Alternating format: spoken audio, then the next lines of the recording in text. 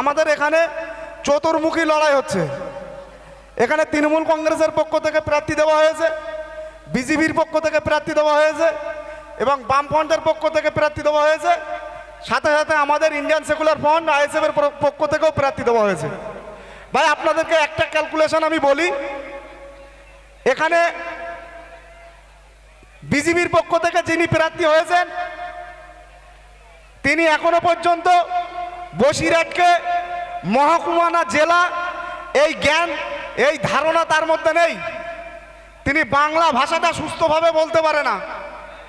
BJP যে বন্ধুরা আছেন তাদের উদ্দেশ্যে বলবো, আপনারা যাদেরকে প্রতিনিধিত্ব করে লোকসভায় পাঠাবেন, যে বাংলা ভাষাটা ঠিকঠাকভাবে বলতে পারে না সে পার্লামেন্টে গিয়ে আপনার অধিকার কিভাবে পাইয়ে দেবে, আপনার অধিকারের কথা পার্লামেন্টে গিয়ে কিভাবে বলবে। সুতরাং বিজেপি যে ভাইরা করছেন তাদের কাছে অনুরোধ করব, এইভাবে একজন ভুল মানুষকে সিলেক্ট না করে আপনারা পার্লামেন্টে পাঠাবেন না। সাথে সাথে বামফ্রন্টের যে বন্ধুরা আছেন, ভাই বামফ্রন্ট পশ্চিমবাংলা থেকে মুছে গিয়েছে। 34 বছর যেভাবে বামফ্রন্ট পশ্চিমবাংলা মানুষকে শোষণ করেছে, আজকের দিনে দাঁড়িয়ে পশ্চিমবাংলার যুব সমাজ কিন্তু নতুন কিছু চাইছে। বামফ্রন্ট হয়তো মনে করছে যে আইএসএফ এর সঙ্গে জোট না করে আমরা আইএসএফ এর যুব সমাজের ভোটগুলো আমরা আমাদের মধ্যে নেব। বামফ্রন্ট বন্ধুদের বলি, ভাই আপনারা সে ধারণাটা আপনাদের ভুল। কারণ পশ্চিমবাংলার যুব সমাজ 90% যুব সমাজ আব্বাস সিদ্দিকী ভাইজান ও নওশাদ সিদ্দিকী ভাইজানের উপর আস্থা রাখে।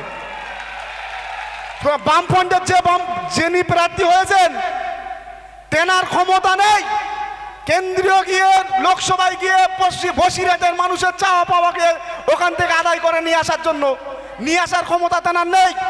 যে চাওয়া পাওয়াটা ভাঙনের মানুষের জন্য নওশাদ সিদ্দিকী ভাইজান এবং পশ্চিমবাংলা পিছিয়ে পড়া মানুষের জন্য বিধানসভা থেকে নিয়ে আসে।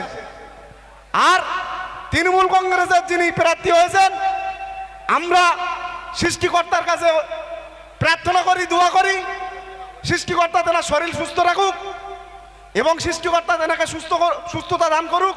তার সাথে সাথে বলবো, ভাই যেনাকে মানে হাঁটার জন্য দুজন মানুষ লাগে, যিনি স্বইচ্ছায় হাঁটতে গেলেও তার দুজন মানুষ সাপোর্ট লাগে, তেনাকে আপনারা সিলেক্ট করে কিভাবে লোকসভায় পাঠিয়ে আপনার অধিকার কিভাবে পাইয়ে আনবে, এটা কিন্তু আপনাদের ভাবতে হবে।